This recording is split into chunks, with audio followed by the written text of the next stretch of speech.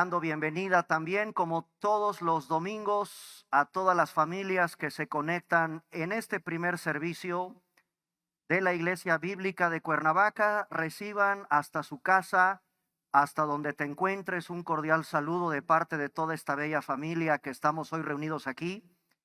Por orden del Señor, el que nos convoca es el Señor para formar parte de su iglesia y seguirnos reuniendo como iglesia.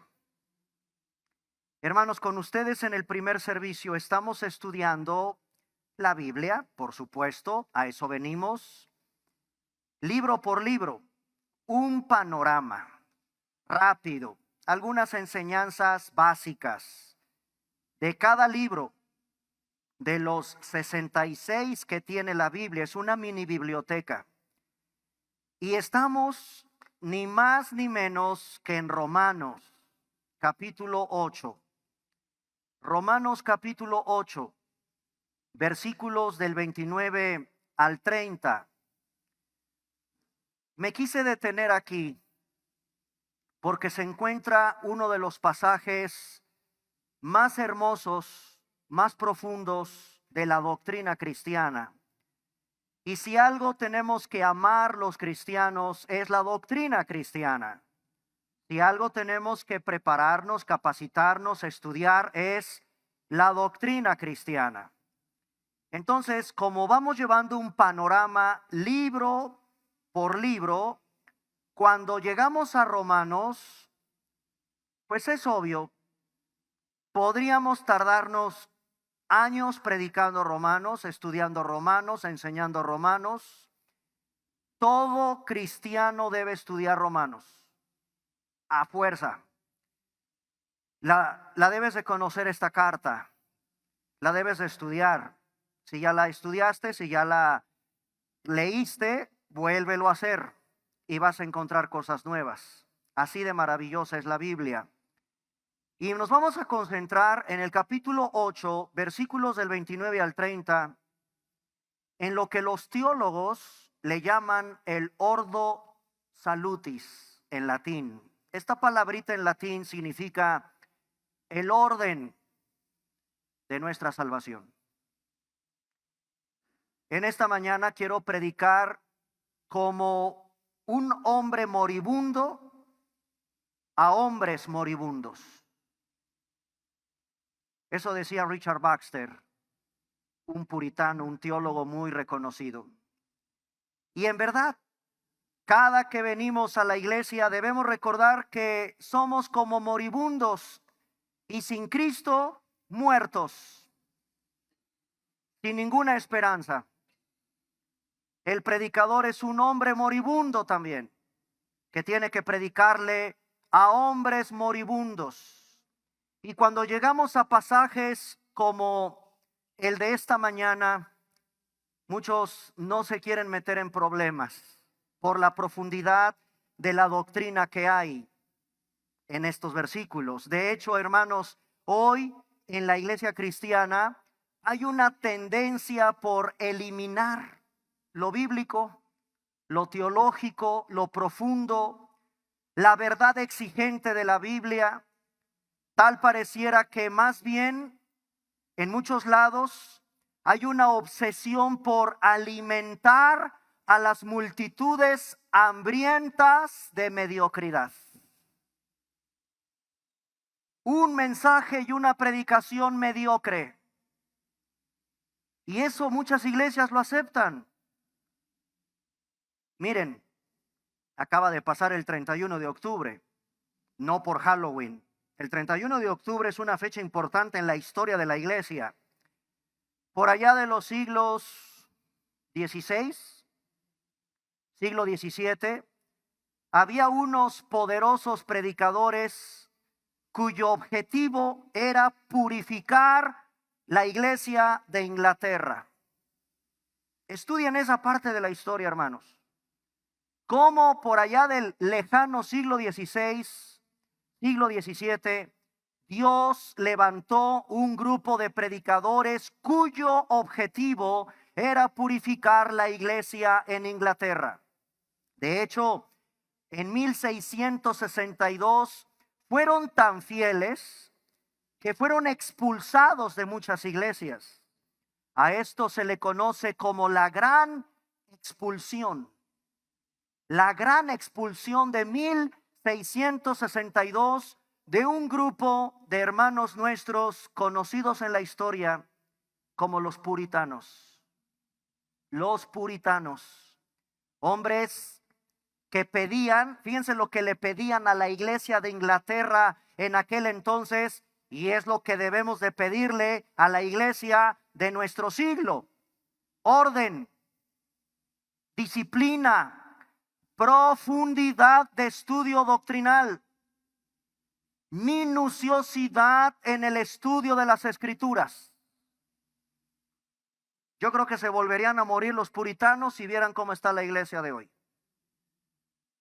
Todos los puritanos querían eso.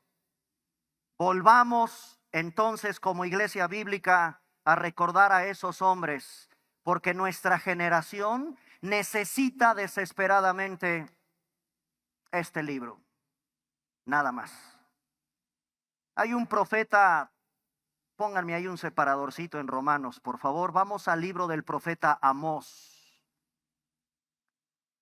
Este es un profeta escondido.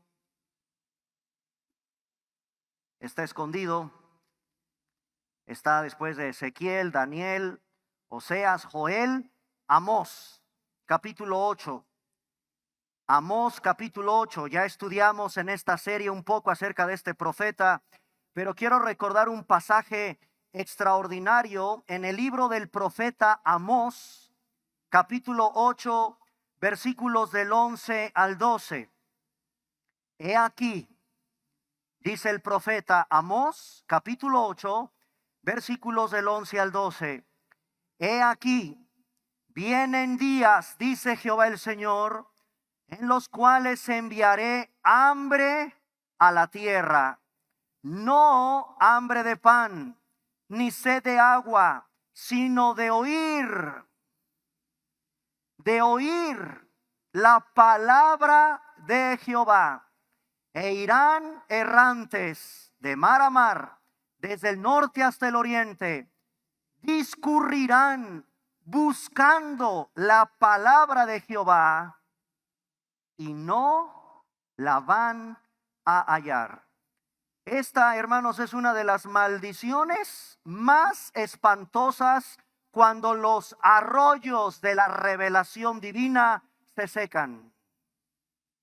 Aquellos que no quisieron escuchar a los profetas cuando hablaron la palabra de Dios serían llevados en cautiverio y no encontrarían a un profeta que hablara la palabra de Dios. Hermanos, este profeta describe una escena de desolación espiritual. Una escena de desolación espiritual. Es la más horrible de todos los escenarios posibles. Querer escuchar la palabra de Dios y no poder oírla.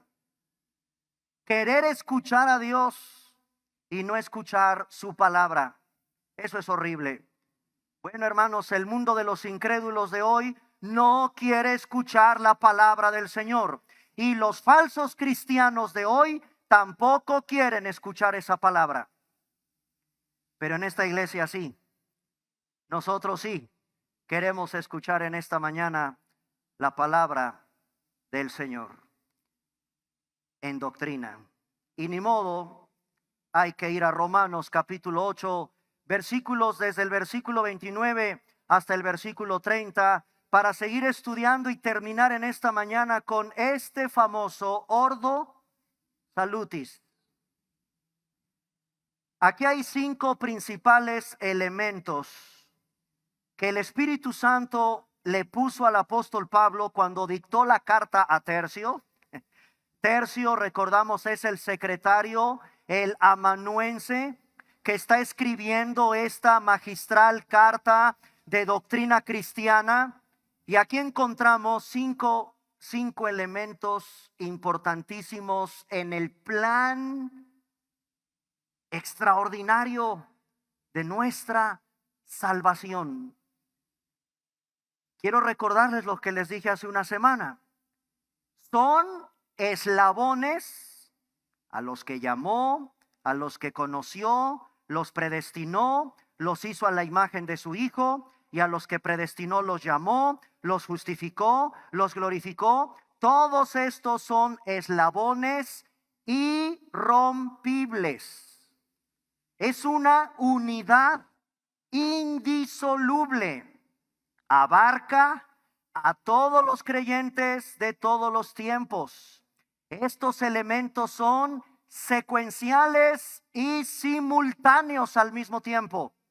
Esto es extraordinario lo que estamos leyendo en la Biblia.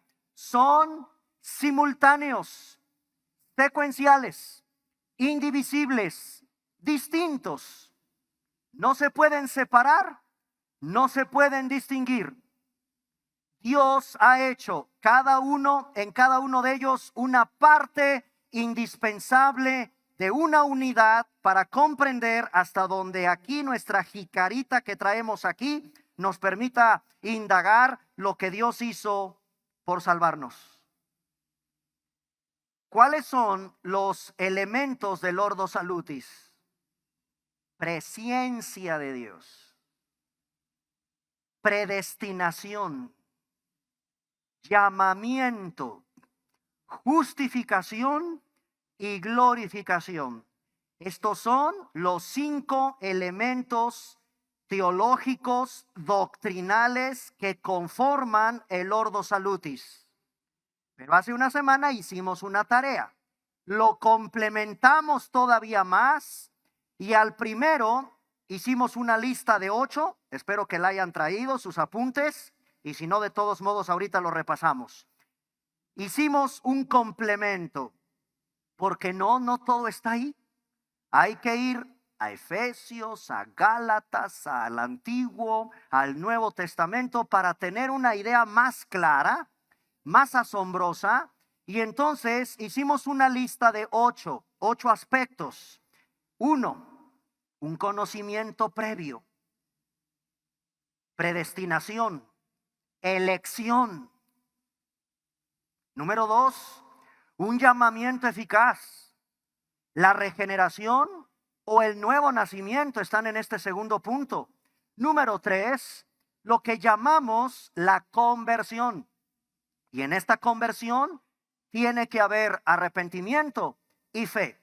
Número 4, vimos que en este cuarto punto debe de estar la justificación, que es una declaratoria judicial de tener un estatus legal correcto delante del juez, delante de Dios, en el cuarto punto. En el quinto tuvimos que anotar la adopción. Dios nos adopta como parte de su familia. Número 6, incluimos la santificación.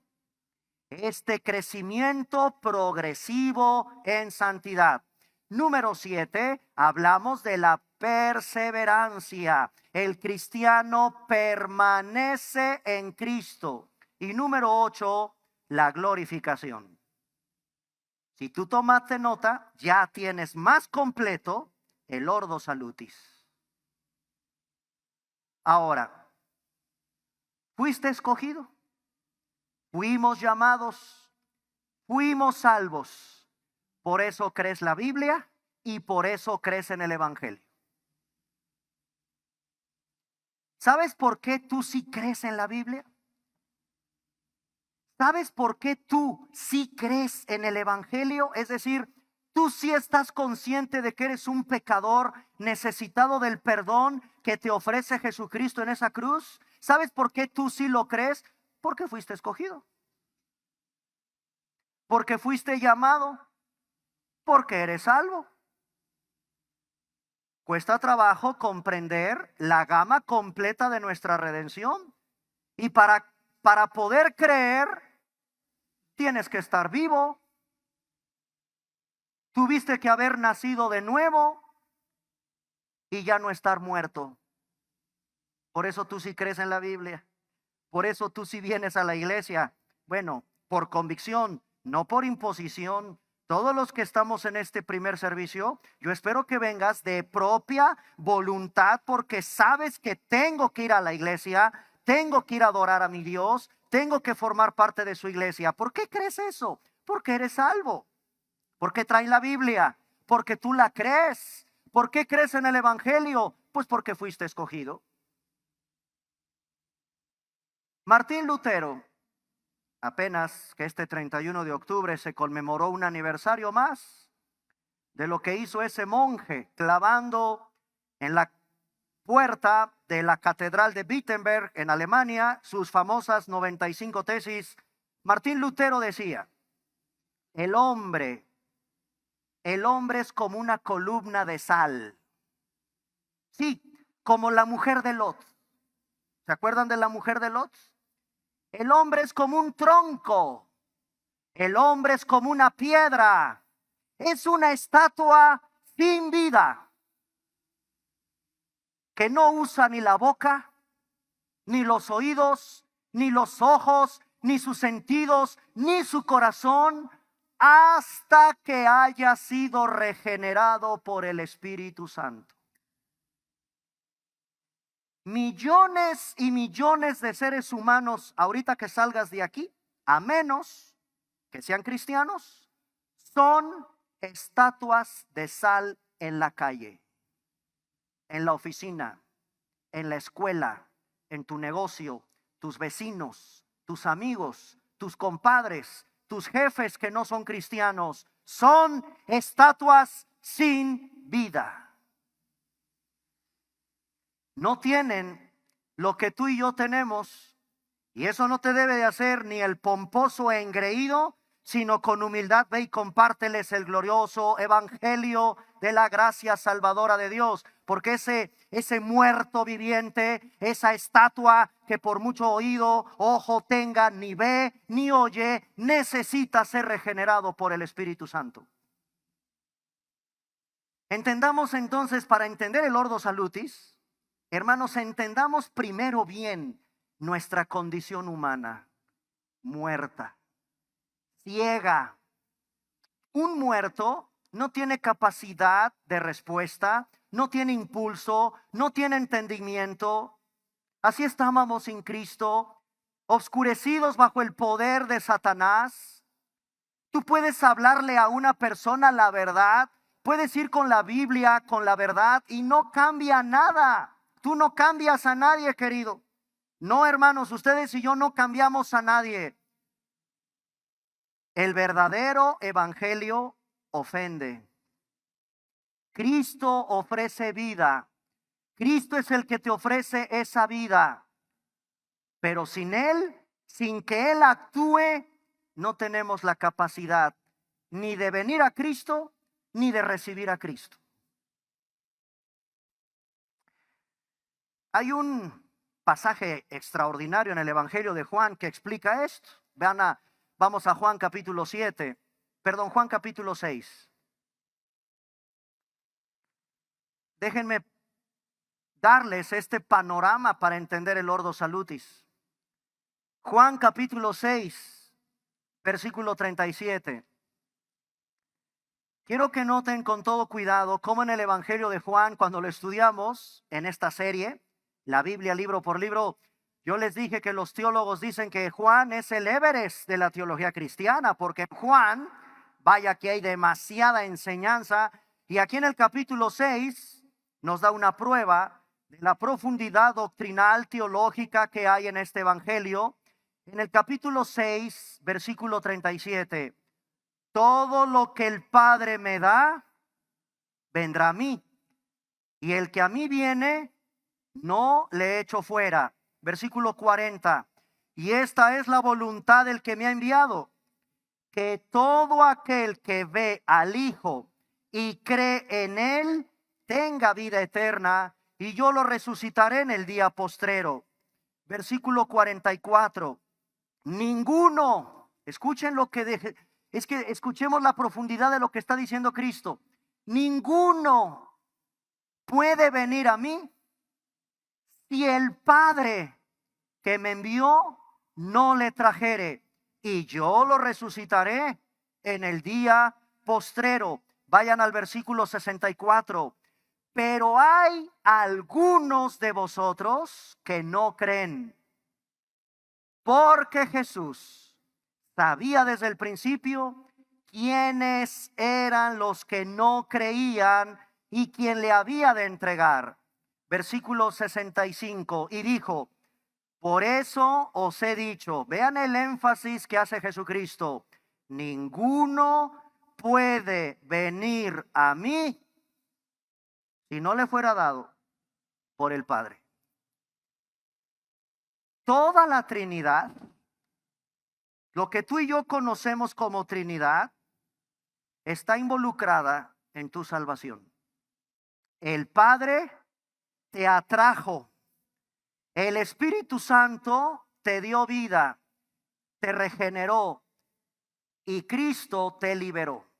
Vean Juan 8:36. Este versículo de Juan 8:36 lo conocemos de memoria. Así que si el Hijo os libertare, seréis verdaderamente libres. En nuestra salvación, el Padre te escogió. Es el Padre quien te atrajo. El Espíritu Santo te dio vida, te hizo nacer de nuevo. Es la obra regeneradora que produce el Espíritu Santo en ti. Y el Hijo te liberó. Juan 8:36. La Trinidad está involucrada en nuestra salvación. Ahora, hay una depravación de tal manera que las personas por sí mismas no son capaces de venir a Cristo. Son hostiles al mensaje del Evangelio. No tienen capacidad para venir a Cristo. Necesitan una obra sobrenatural de que el Padre, el Hijo y el Espíritu Santo intervengan, sean parte de la salvación de una persona. Eso pasó contigo, eso pasó conmigo. La Trinidad, el Dios trino, no son tres dioses, cuidado con eso. Un solo Dios, la segunda persona de la Trinidad, la tercera persona de la Trinidad en un Dios, es un Dios involucrado en nuestra salvación. Ahora, con esto podemos echarnos una nadadita, Lordo Salutis. Vamos a Romanos 8:29. Y ya sabemos entonces, número uno, vamos a desglosar, no todos los 8 puntos, me llevaría muchos domingos, hermanos. Mi finalidad en esta mañana es rápido terminar con el Ordo Salutis. Número 1, Romanos 8:29, presciencia de Dios. ¿Quién es un cristiano? Es una persona a la cual Dios conoció. Es una persona que Dios conoció. ¿Ok? Ahora, como les dije hace una semana, no es correcto enseñar que Dios en su omnipresencia tiene la capacidad de ver en el futuro. ¿Quién estaría en el futuro dispuesto a creer en Él para entonces Dios proceder a escogerte o no escogerte? No, eso no enseña la Biblia. La presciencia de Dios no es una referencia a su prognosis omnisciente. La presciencia de Dios se refiere a su preordenación. Él no solo ve la fe por anticipado, Dios la ordena por adelantado. Eso es lo que hizo contigo y conmigo. Así que ya desde este primer punto vean todo lo que hay que reflexionar y entender en lo que significa la presciencia de Dios. Él no solo ve la fe por anticipado, sino que la ordena por adelantado. Ahora, dice la Biblia en este Ordo Salutis, versículo 29, que Dios antes nos conoció. La palabra griega conoció es la palabra proginosko, con cada kilo, proginosko. Y esto significa una relación íntima, íntima. De hecho, en Génesis capítulo 4, versículo 17, cuando en el Antiguo Testamento dice, y fulano de tal conoció a su mujer, se usa esta idea de intimidad. En el Antiguo Testamento hay una relación de intimidad desde el punto de vista sexual. Eso es muy íntimo, eso se da solo en el matrimonio, eso se da solo en la esfera del matrimonio. Bueno, la palabra proginosco que se usa aquí, cuando Pablo nos dice que este Dios maravilloso antes me conoció, significa que tiene ya un decreto de tener conmigo una intimidad. Te conoce íntimamente. Hay una relación de amor. Dios tiene una relación con los suyos maravillosa. A eso se refiere los que conoce. Vean, por ejemplo, Mateo capítulo 7, versículo 23. Mateo capítulo 7, versículo 23. Dice la Biblia, es el contraste. Vean lo que va a pasar cuando estemos compareciendo ante el Señor y qué va a pasar en la eternidad. Les declararé, dice Cristo, nunca. Entonces, ¿quién es un cristiano? Un cristiano es alguien que es conocido por Dios. ¿Qué significa esto? En el griego, los que Dios tiene una intimidad con ellos. Los conoce porque tiene intimidad con ellos. Pero hay un montón de gente que vean lo que les dice Cristo. Les diré en aquel día, en Mateo capítulo 7, versículo 23, les declararé, nunca tuvimos intimidad. No te conocí. No te conozco. Apártense de mí, hacedores de maldad.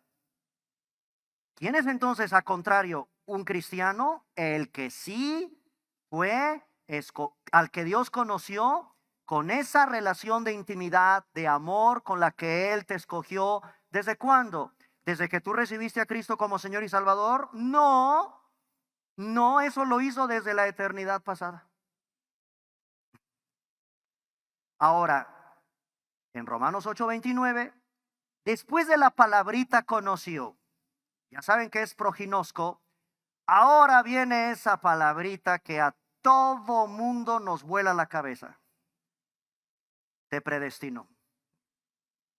Muy bien, voy a tratar de ser claro y bíblico para explicar la doctrina de la predestinación. A partir de la presciencia que se concentra en el comienzo del propósito de Dios, la predestinación es un acto de elección. El plan de redención avanza, se manifiesta en esa predestinación.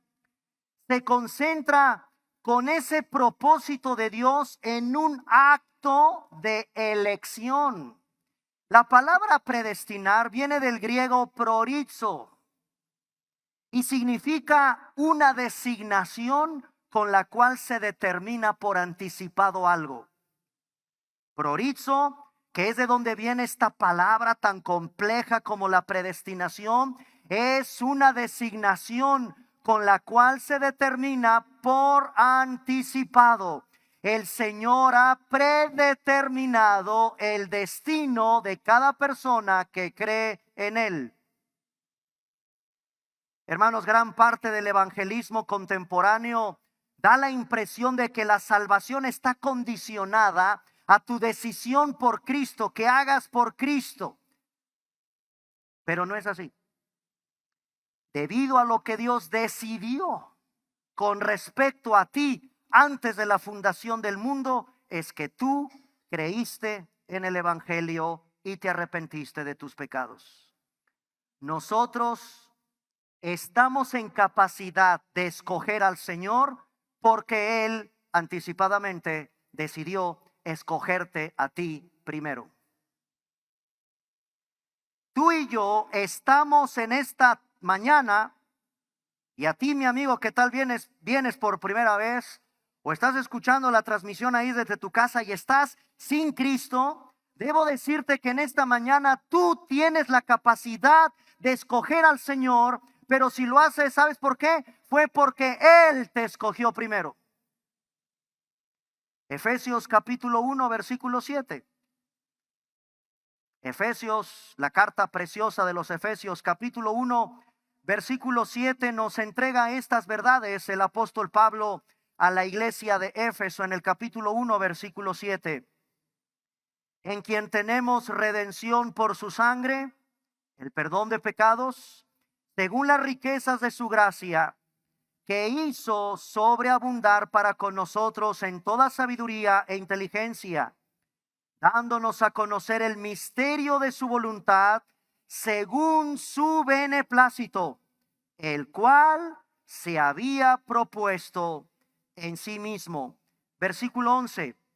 En él, asimismo, tuvimos herencia, habiendo sido predestinados conforme al propósito del que hace todas las cosas según el designio de su voluntad. La predestinación, hermanos, es entonces a partir de la presencia del Señor, que se concentra en ese acto soberano de elección. Es una designación que Dios hizo contigo, determinando algo por anticipado. Eso es la predestinación en términos sencillos. Ahora, dice el Ordo Salutis que no solamente me predestinó, también hay un llamamiento. ¿Ya lo vieron? Regresamos a Romanos capítulo 8, versículo 29.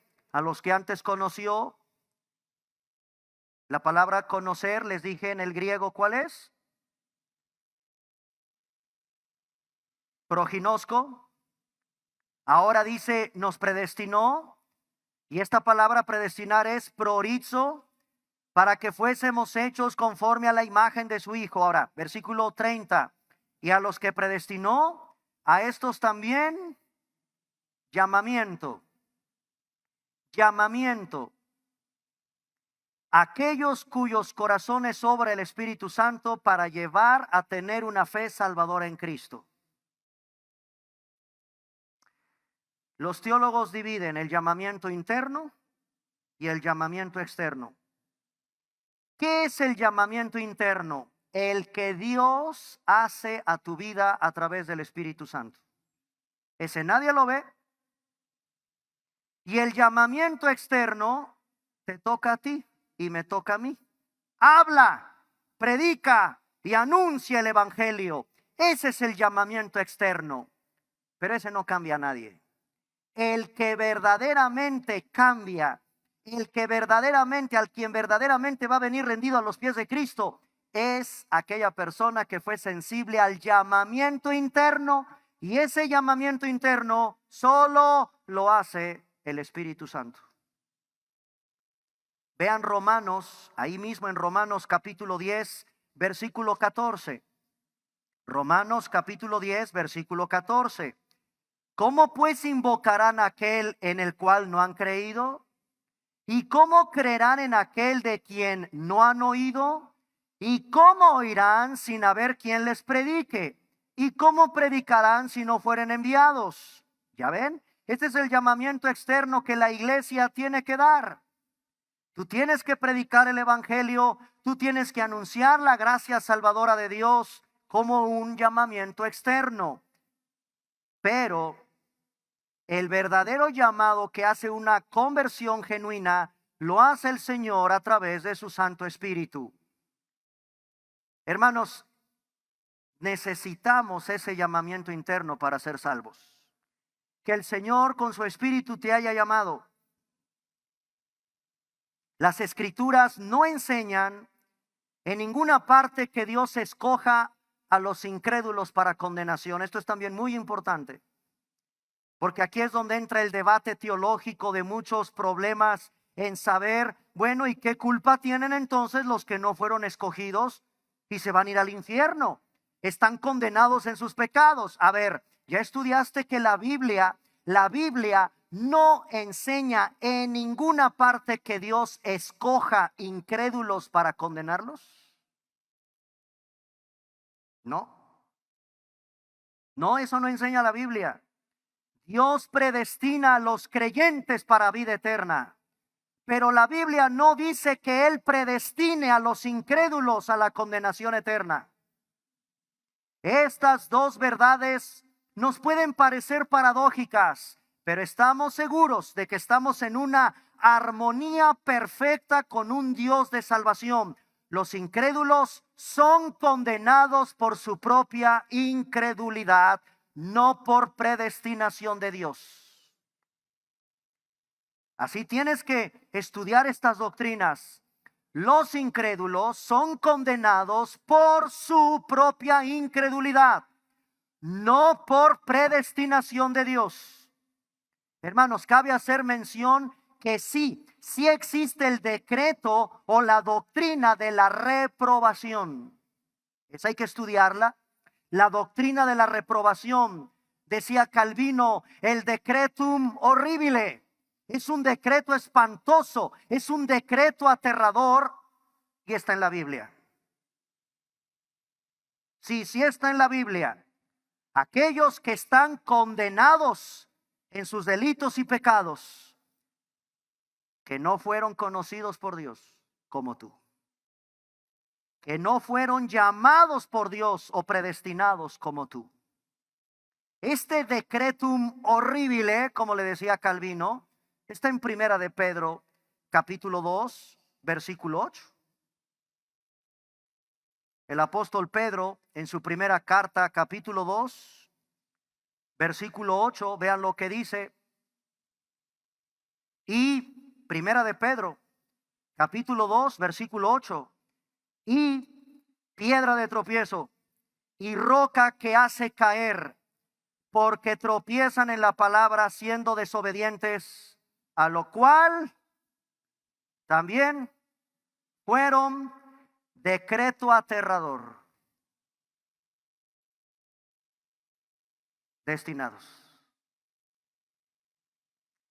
Otro pasaje terrorífico, vean Judas, versículo 4.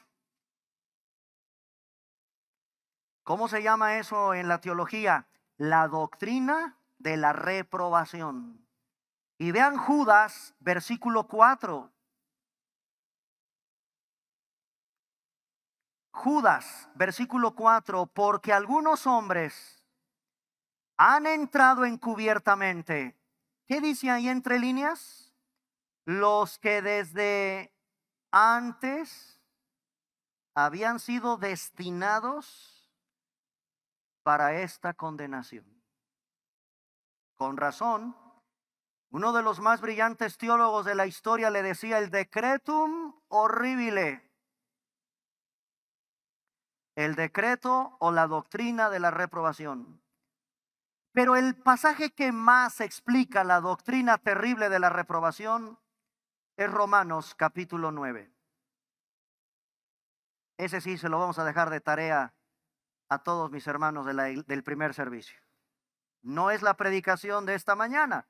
Concentrarme en este decreto espantoso, porque así como vemos en la Biblia que el Señor a sus hijos lo que hizo, bueno, ahí hay algo interesante que estudiar.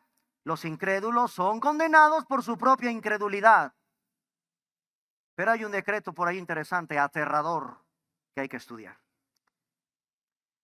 Luego en el orden del Ordo Salutis, dice Romanos capítulo 8, versículo 30, me predestinó, me llamó, y viene esa palabra maravillosa que convirtió a Martín Lutero, la justificación.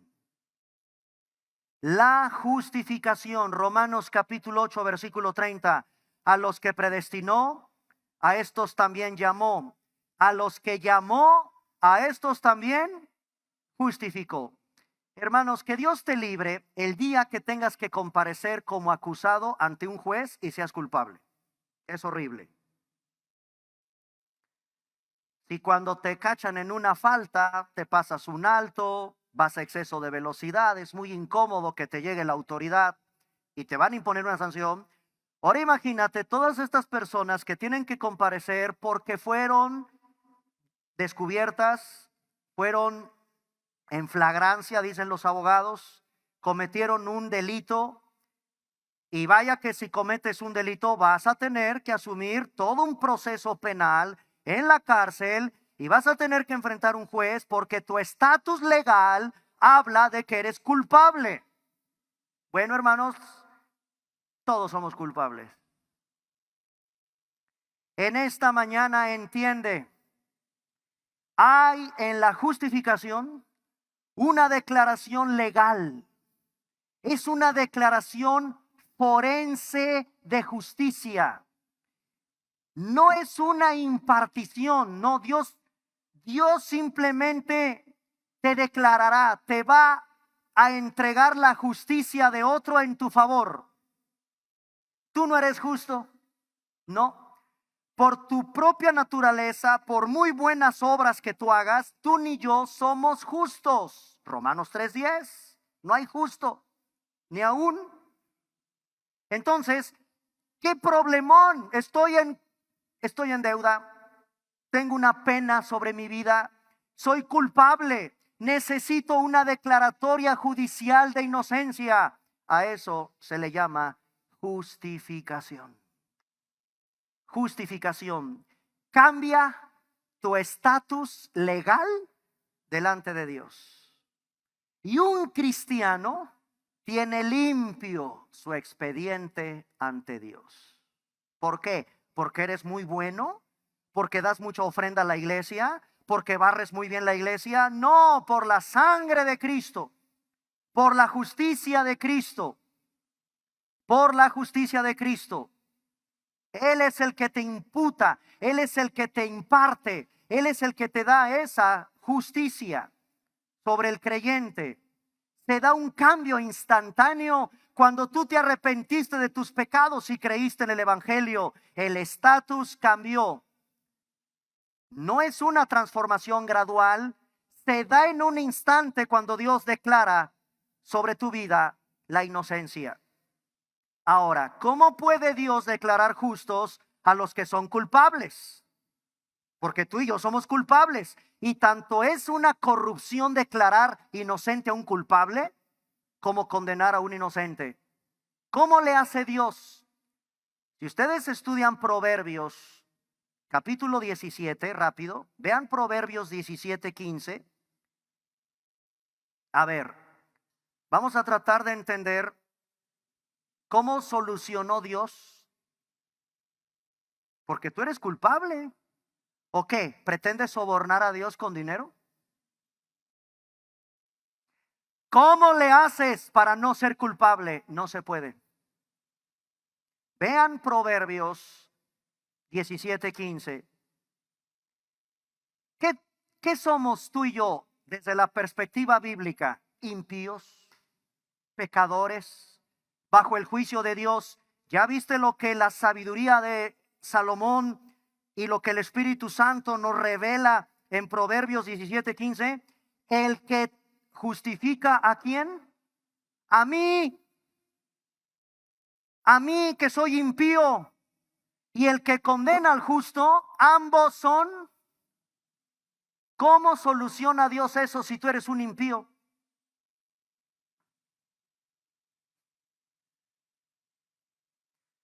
Toda la humanidad es impía y su palabra no puede contradecirla a él mismo.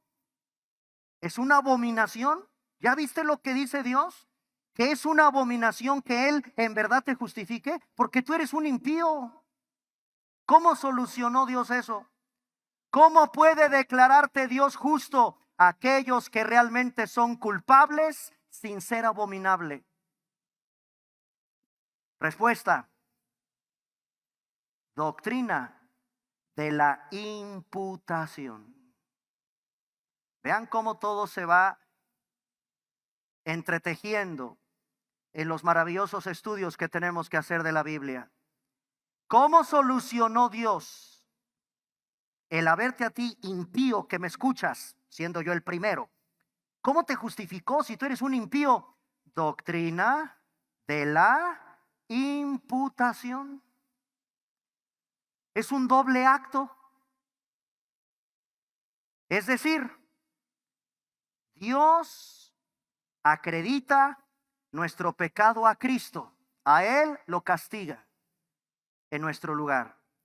Y la justicia de Él sí, para que vean, Él sí es justificado, Él sí es un justo. La justicia de Él me la imputa a mí. Se hace, como Martín Lutero decía, y lo hemos cantado, un glorioso intercambio.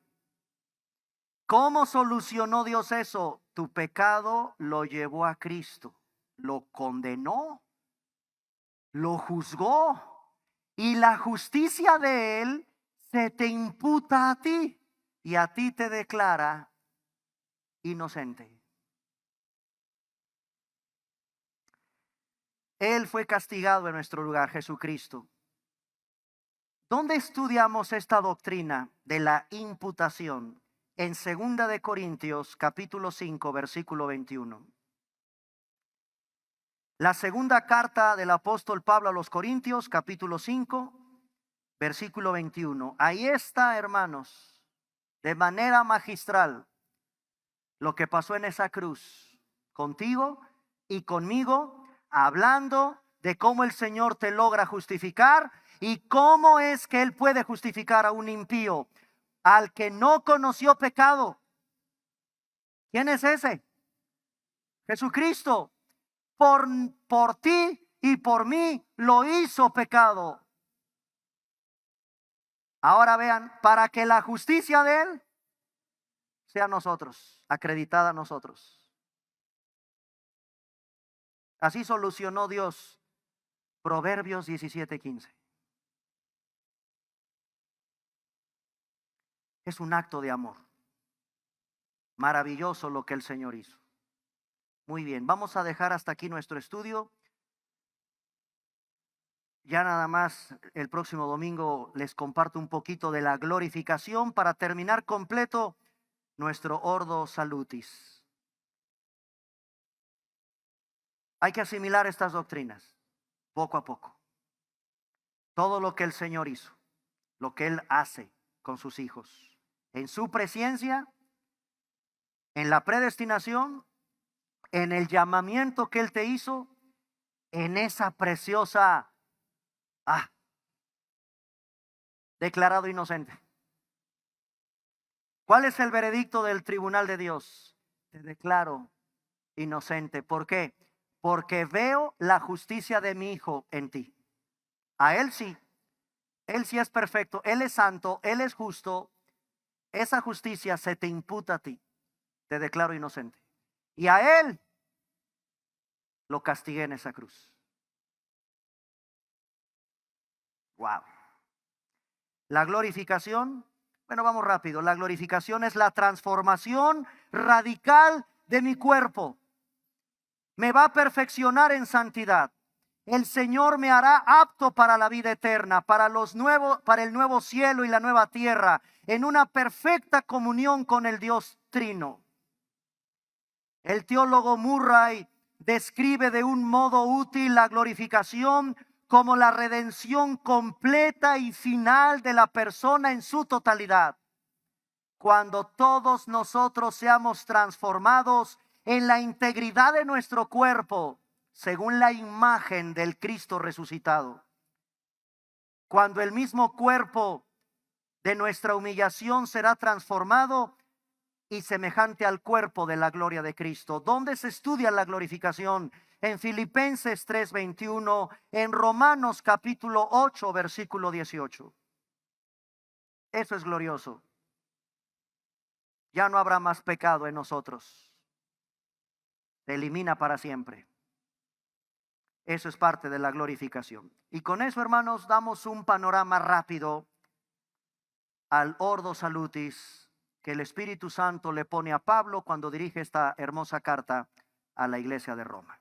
Vamos a ponernos de pie.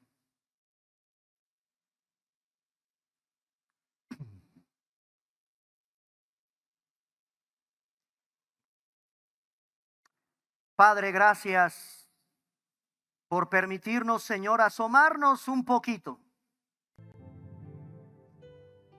a esa eternidad pasada y a esa eternidad futura.